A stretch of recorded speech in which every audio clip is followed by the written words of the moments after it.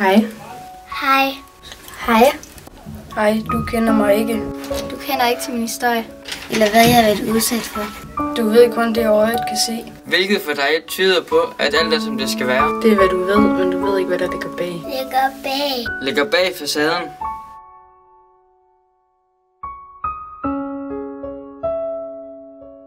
Du ved ikke, hvad det gør ved en, når man som 14-årig. 10, 5, 12-årige bliver udsat for et seksuelt overgreb.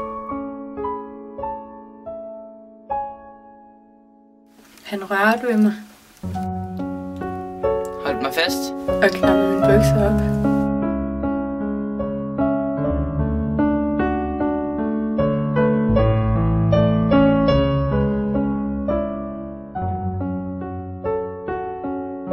Det føles forkert.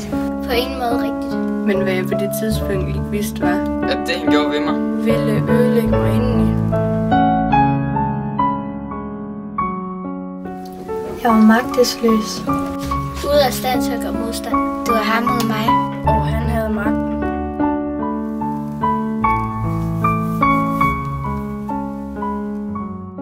Hvem var han? Hvorfor gjorde han det med mig? Jeg kendte ham jo ikke. Han var fremmed.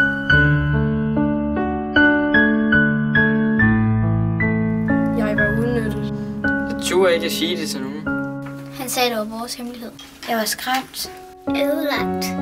Men på det tidspunkt vidste jeg ikke, du var forkert. Jeg troede, det var normalt. Jeg stolede på ham. For han var jo min far.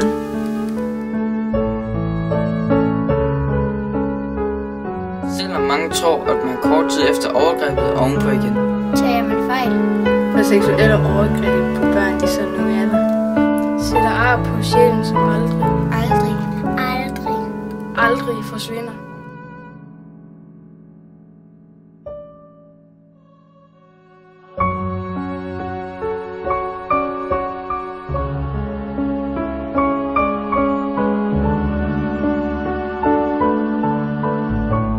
Men der er håb forude. Hvis vi alle slår øjnene op. Og tør se virkeligheden i øjnene, Kan vi hjælpe mange uskyldige børn som har været udsat for et seksuelt overgreb. til et få et normalt liv igen. Igen. Igen. Igen.